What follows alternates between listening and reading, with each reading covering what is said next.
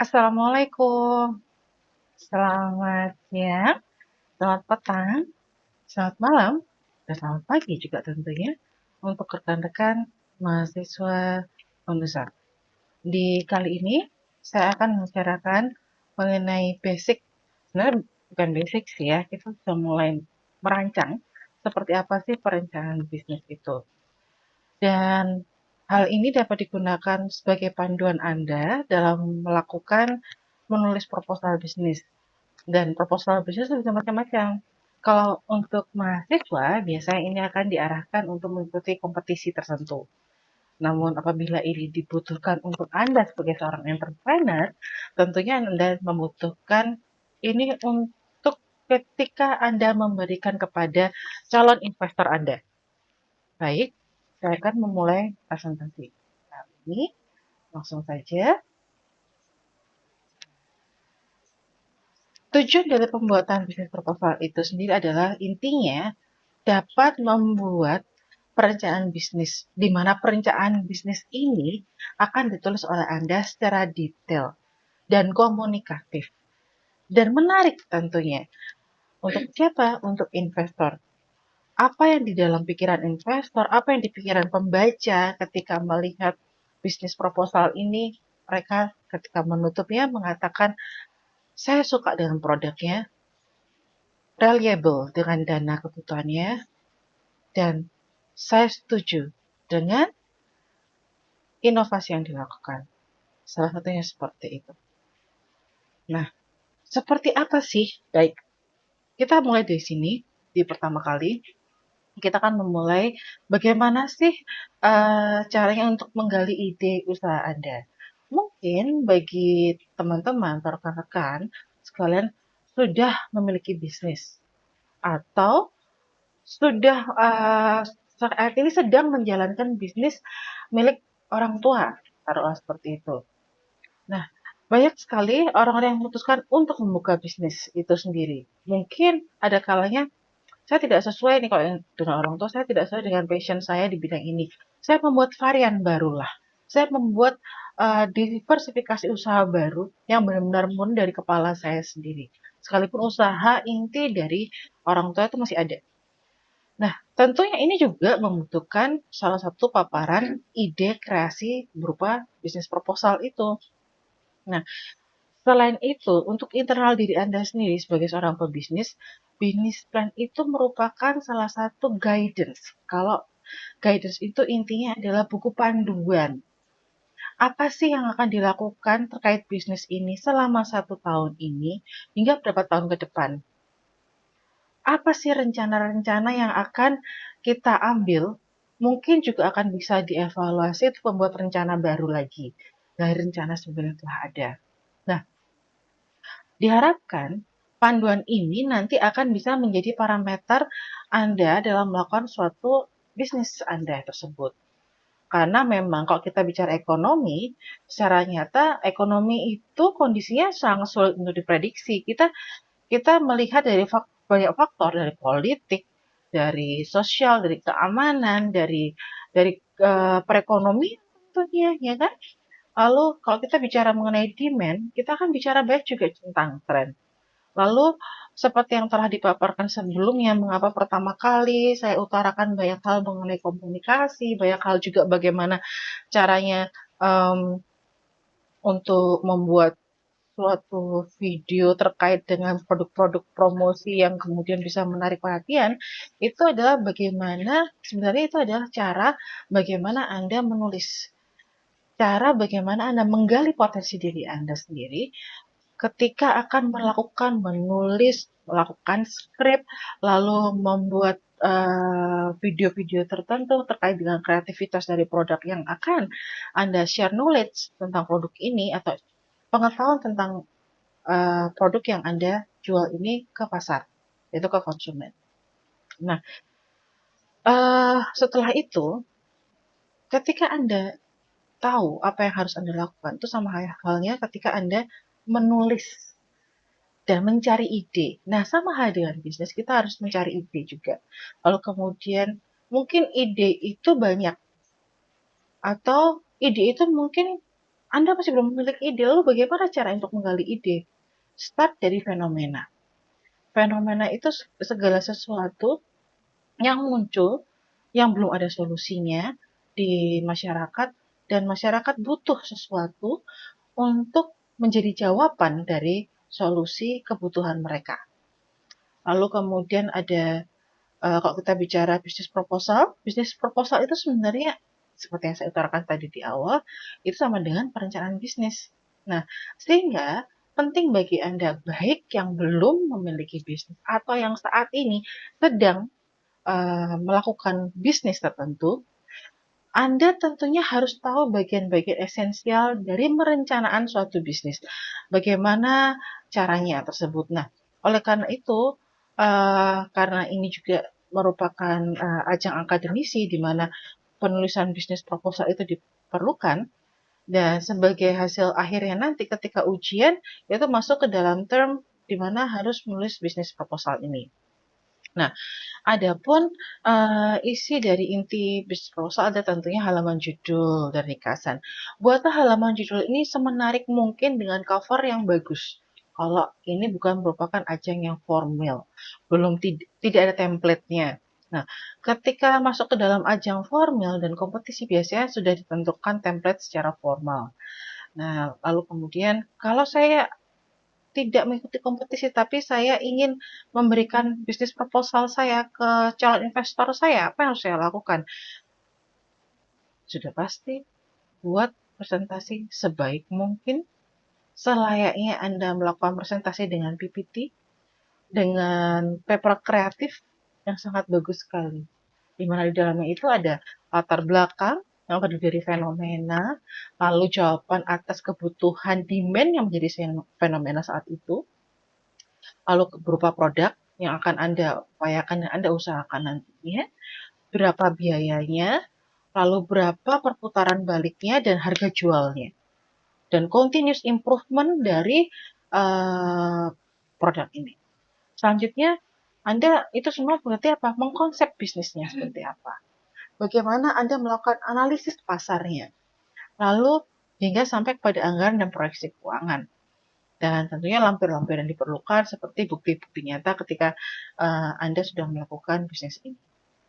Dan ketika bertemu dengan uh, konsumen atau bertemu dengan investor, maka slide presentasi harus ditampilkan dengan yang cara yang elegan dan menarik juga. Dan tentunya membuat perencanaan bisnis yang lebih sederhana dengan bisnis plan canvas atau kita sebut dengan bisnis canvas model. Nah, apa itu nanti? Dalam beberapa pertemuan ke depan kita akan bicara mengenai value proposition, lalu bicara mengenai bisnis model canvas. Nah, ada 5 tahap dalam membangun bisnis. Yang pertama, cari ide dan bagaimana mengukur resiko di setiap ide yang akan Anda paparkan. Jadi ketika membuat suatu bisnis, perbanyak ide-ide bisnisnya. Lalu setelah itu, ukur resiko-resikonya, plus minus dari pembuatan bisnis ini. Lalu setelah itu baru mulai Anda mereka bagaimana biaya-biaya yang terjadi sehingga Anda bisa mentargetkan berapa sih harga jual dari produk atau jasa ini. Selanjutnya lagi dari biaya, dari dari harga yang ditentukan dari harga jualnya, di situ Anda akan bisa dibantu bagaimana caranya untuk melakukan targeting penjualan dalam 1 tahun atau bulanan seperti itu. Untuk apa? Untuk melakukan profiting, yaitu meningkatkan keuntungan. Di mana di dalamnya tentunya ketika ada yang peningkatan keuntungan, itu akan dibarengi dengan membangun suatu sistem agar berjalan otomatis. Ingat bahwa sekarang seluruhnya itu terdigitalisasi dengan baik. Nah, lalu kemudian setelah itu mungkin Anda akan berekspansi pasar. Sistem yang sudah ada itu akan digandakan, dimultiplying di beberapa pasar-pasar yang telah Anda ekspansi, misalkan cabang mana, seperti itu. Atau karena tahapan di produk awal ini sudah bagus sistemnya, itu bisa diadaptasi, digandakan, dan digunakan untuk varian diversifikasi produk baru Anda. Seperti itu. Nah, untuk menggali ide usaha, Anda bisa melakukan ini. Anda mencari dari SDG 2030 Indonesia.org, di mana 17 kriteria ini merupakan ketentuan yang dibutuhkan dan diharuskan, diupayakan untuk setiap dan seluruh negara yang ada di dunia ini. Ini yang harus dihilangkan, seperti menghapus kemiskinan, mengakhiri kelaparan, hingga sampai kepada kemitraan untuk pencapaian tujuan keberlanjutan usaha. 17 hal ini yang bisa Anda lihat tentunya dengan dari link ini. Kalau ingin tahu lebih banyak lagi seperti apa sih SDG 2030, Anda bisa buka link ini. Lalu kemudian, atau Anda cukup melihat fenomena yang terjadi, yang terdekat di tahun ini. Nah, caranya seperti apa? Satu, Anda punya dawai, Anda punya ponsel pintar Anda, perdayakan, cari, gali informasi. Kalau terkait dengan aplikasi, ada aplikasi apa saja yang terkait terkait dengan ide-ide bisnis Anda? Sudah adakah? Lalu pelajari. Nah, kemudian adaptasi teknologinya, buat lebih baru dengan solusi pembaruan yang baru lagi. Kalau kita bicara mengenai aplikasi. Lalu kemudian kalau kita bicara mencari informasi, semua informasi kini tidak terbatas. Dengan adanya Google, kita bisa melihat apa saja di sana. Nanti akan saya buktikan di paparan PPT ini. Maaf sekali, saya lelah sekali. Lalu kemudian yang ketiga, gali dari sumber terpercaya tentunya, untuk menghadirkan grafik-grafik survei untuk memperkuat ide Anda. Ya. Jangan hanya berdasarkan pada media-media atau 1, 2, 3 media, tapi perbanyak seluruh itu dan diperkuat dengan sumber-sumber terpercaya. Jadi jangan hoax yang ditampilkan sebagai suatu fenomena dan yang mendorong Anda untuk membuat suatu ide, karena tentunya kalau hoax ya sudah pasti akan merugikan diri Anda.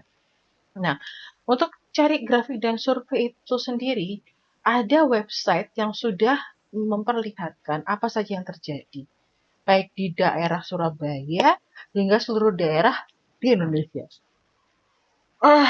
Nama websitenya adalah katadata.co.id atau databox.co.id. Semua ini sudah terafiliasi juga dengan Balai Pusat Statistik Indonesia dan sampai ke luar negeri juga. Sehingga ketika Anda membuka nomor 3 tadi, gali informasi, Anda kan bisa menemukan fenomena yang terjadi apa. Lalu yang keempat, nggak usah terlalu jauh deh kalau misalkan Anda masih belum bisa mencari ide itu dan mentok gitu. Lihat sekeliling lingkungan Anda. Lihat di area kerja Anda, lingkungan tempat Anda tinggal, hingga lalu kemudian besar ke area provinsi hingga negara. Nah, kita kan bisa melihat fenomena apa sih yang dibutuhkan oleh masyarakat. Misalkan di sini, saya ambil dari googling lagi, ini saya contohkan, ya dari link ini, ya. Tenang, nanti PPT akan saya bagikan, sehingga Anda bisa tinggal copy dan paste, lalu masukkan di papan pencarian Google, nanti akan langsung masuk ke sini. Nah, ini salah satu fenomenanya, di mana terjadi di akhir tahun 2020 kemarin, yaitu intinya adalah kebutuhan dari seluruh masyarakat mengenai pendidikan digitalisasi. Nah, sekarang sudah bukan rahasia umum lagi, malah sekarang sudah mulai ke arah metaverse, di mana Surabaya sudah melakukannya dengan adanya Dispenduk Capil itu sebenarnya metaverse di Surabaya. Tinggal kemudian diadaptasikan ke seluruh Indonesia. Lalu dari seluruh data-data yang ada tersebut, kita akan bisa menggali big data platform yang seperti apa. Nah, ini juga dibutuhkan oleh beberapa orang yang membuat metaverse atau perusahaan-perusahaan tertentu.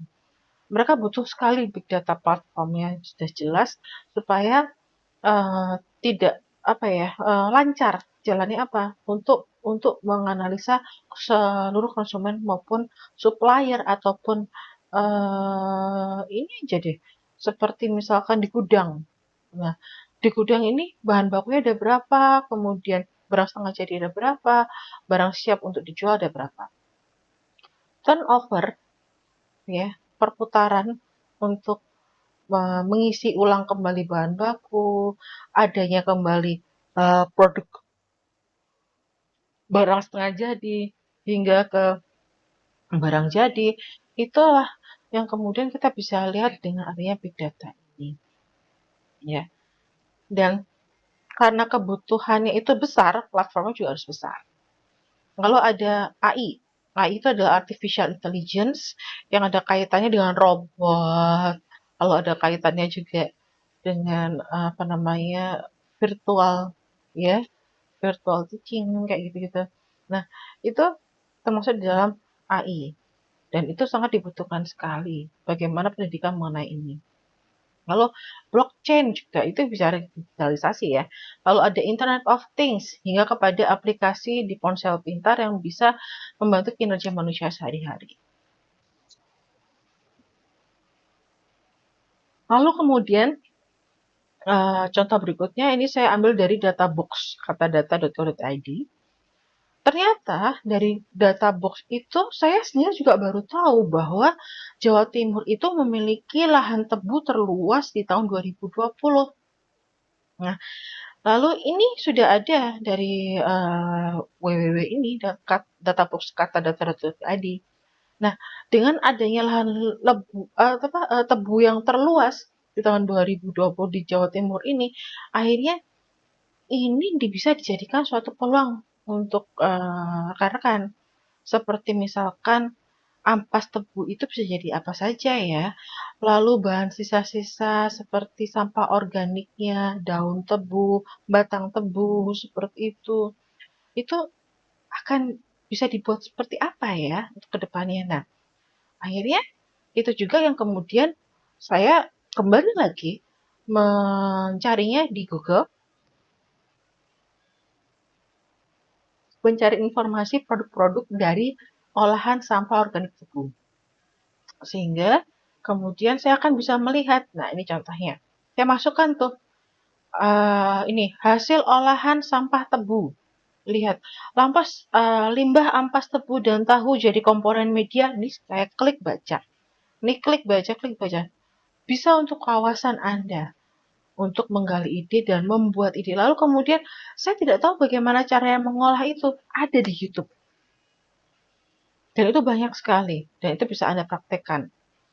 Dan percaya atau tidak, YouTube itu jauh lebih bisa touch dari apa ya, memegang langsung para konsumennya dan bisa belajar gitu. Jujur saya aja kalau mau dikatakan ini saya saat itu harus tes salah satu uh, sesuatu lah. Lalu kemudian karena waktu yang mendesak dan tidak mungkin saya untuk belajar, tapi saya harus ikut tes juga. Yang saya lakukan adalah saya belajar selama 2 jam di YouTube. Tinggal beberapa menit kemudian ujian berlangsung dan saya lulus dengan sangat baik sekali. Nah, selanjutnya ketika Anda sudah tahu ide Anda, lalu oh ya, saya akan buat bisnis plan. Bisnis plan untuk apa sih? Satu, untuk lomba kah?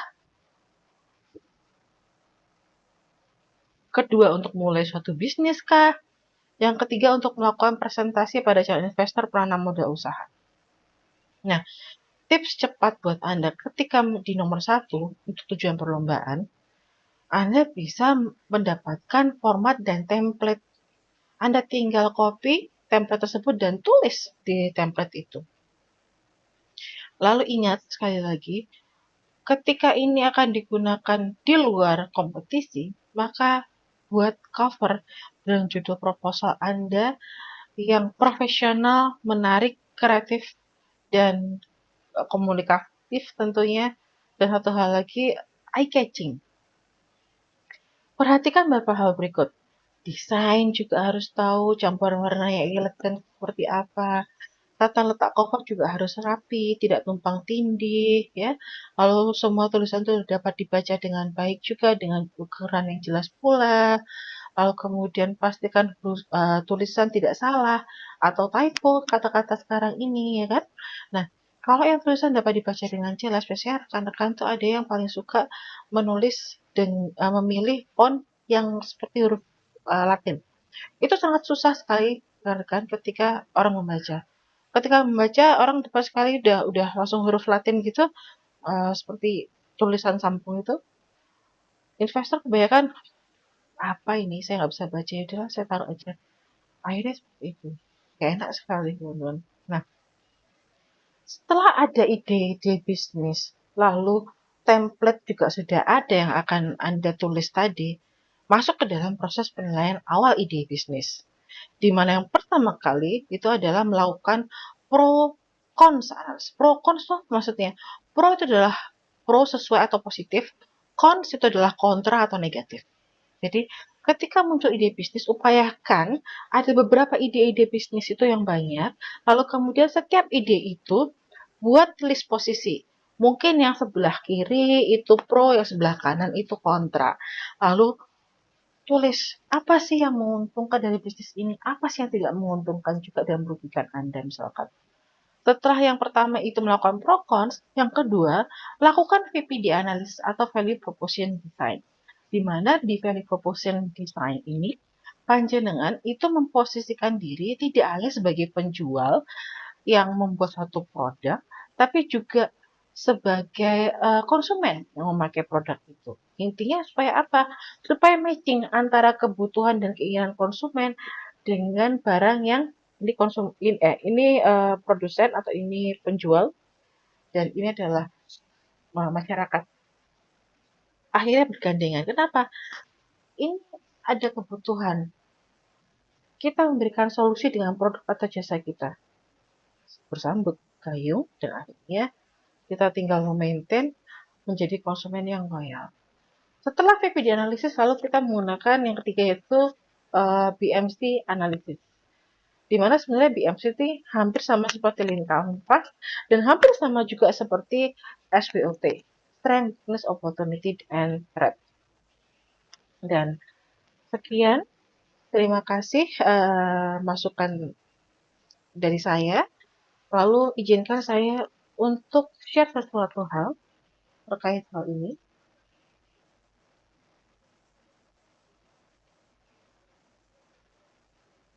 Sebentar ya.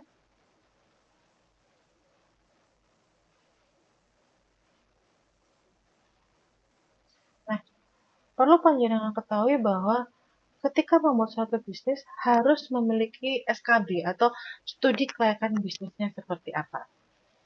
Saya tidak mau masuk ke dalam itu ya, karena yang saya ingin berikan adalah ini.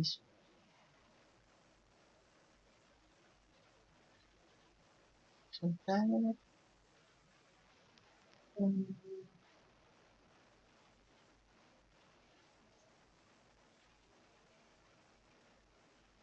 Dia. Saya ambil di format PDF lebih dulu. Semoga terlihat teman-teman yang ada di sini.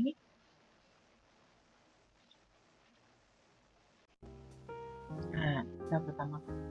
Bagaimana menentukan arah bisnisnya? Ya.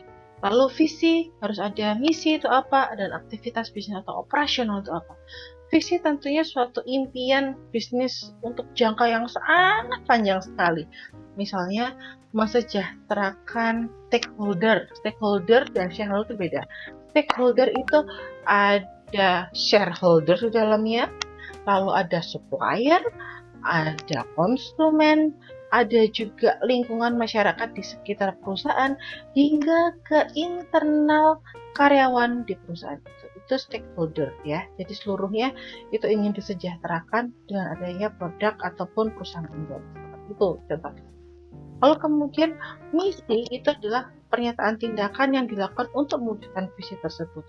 Misalkan meningkatkan atau mengedukasi pasar gitu. Nah, itu juga salah satunya. Lalu kemudian aktivitas bisnis operasional seperti apa? kegiatan yang dilakukan baik fisik maupun fisik secara detail dalam mencapai visi dan misi suatu perusahaan. Nah, ini adalah contohnya, nanti saya akan berikan ke Anda. Lalu kemudian ini ingat, kalau kita mau tahu pasar itu seperti apa, itu sebenarnya ada 3. Kalau dulu itu sebenarnya 2, yaitu B2B atau business to business, dan yang kedua adalah business to consumer. Nah, business to business itu apa? Business itu intinya adalah bagaimana Anda atau produk Anda itu bisa mensuplai suatu produk lain di luar bisnis Anda, dan itu bisa murni adalah bisnis orang. Tapi memang dibutuhkan untuk mengembangkan bisnisnya mereka. Adalah bisnis to bisnis, menjadi supplier bagi pengusaha lain, seperti itu. Lalu yang berikutnya ada yang dikatakan sebagai bisnis to pemerintah atau bisnis to government, ya, dimana produk ataupun jasa ini akhirnya semenjak adanya pengadaan, ya, di pemerintah, nah ini bisa masuk bisnis kepada pemerintah. Dan terakhir tentunya adalah bisnis kepada konsumen perorangan, seperti itu. Lalu tadi saya mengatakan bagaimana sih membuat bisnis kanvas. Saya tadi sudah bicara tentang bisnis kanvas. Ini adalah bisnis kanvas yang baik. Lalu kalau kita bisa lihat di sini, ini dimulai dengan value proposition design. Seperti misalkan bagaimana sih membuat perencanaan suatu bisnis itu. Masalah itu merupakan masalahnya siapa? Masalah itu adalah kesulitan yang dialami oleh calon pelanggan Anda, dan biasanya didapatkan dengan adanya feedback dari satu produk tertentu, satu usaha tertentu, di mana mereka sangat tidak puas dengan produknya. Nah, Anda bisa membuat produk tiruan yang sama, tapi dengan inovasi yang baru, sehingga masyarakat pun akan merasakan saya diuntungkan dengan adanya produk yang Anda berikan. Lalu kemudian itu yang dikatakan sebagai solusi dari bisnis Anda untuk masyarakat. Lanjut lagi, hal ini perlu adanya indikator keberhasilan. Nah, kalau kita bicara indikator keberhasilan, ya kalau panjenengan sudah masuk online shop di Tokopedia, nah panjenengan pasti bisa melihat siapa saja yang menjadi konsumen, lalu paling banyak itu konsumen suka produk apa, lalu kemudian konsumen dengan Tokopedia juga akan diberikan atau diharuskan mengisi ulasan mengenai suatu produk, ya kan? Nah, ini adalah salah satu bentuk feedback yang dilakukan dari Tokopedia untuk kerjasama supplier, yaitu orang-orang yang menjualkan produk ataupun jasanya di Tokopedia. Selanjutnya, nah ini secara sederhana seperti ini. Masalah itu muncul dari apa? Fenomena, gitu kan. Lalu, ketika ada fenomena, kita buat solusi untuk menjawab tantangan dari fenomena yang ada. Lalu jangan lupa gunakan indikator keberhasilan atau feedback sebagai evaluasi atau bahan evaluasi untuk pengembangan produk atau perusahaan. Selanjutnya, plus minus yang ada di propones tadi itu bisa dimasukkan di sini. Keunggulan, lalu kerugian itu apa, lalu ada nilai unik dari produkkah atau tidak, saluran distribusinya seperti apa, segmen pelanggannya itu siapa saja. Kalau kita bicara segmen pelanggan, kita akan bicara nanti lebih masuk, tapi belum detail sekali sebenarnya. Lalu kemudian ada sumber pendapatan, itu dapat dari bank kah, dari investor kah, atau dari pribadi ketika masih mulai usaha. Ketika sudah mulai usaha, tentunya sumber pendapatan didapatkan dari hasil penjualan atau didapatkan dari pembagian laba bersih setelah dikurangi dengan laba ditahan yang digunakan untuk operasional. Nah, yang digunakan untuk operasional ini merupakan sumber pendapatan. Lalu bagaimana struktur penghasilan? Ini semua dan sampai di sini, sampai di pemetakan sumber daya ini. Nanti akan saya lanjutkan lagi ke materi yang berikutnya tentang ini. Jadi ada 2 file yang akan saya berikan. Yang pertama adalah PPT yang sebelumnya ini, lalu berikutnya dalam bentuk PDF semua. Berikutnya adalah ini yang akan saya berikan juga di minggu depan. Dan mohon panjenengan persiapkan untuk membuat bisnis proposal. Bisa berkelompok, satu kelompok maksimal berisi 5 mas. Akhir kata, saya ucapkan terima kasih untuk waktu yang diberikan ke saya, dan semangat selalu untuk menjadi wirausaha, karena berwirausaha merupakan salah satu bentuk kita berupaya atau menjadi tambahan penghasilan kita. Selamat berkreasi dan sampai jumpa di minggu depan. Wassalamualaikum warahmatullahi wabarakatuh.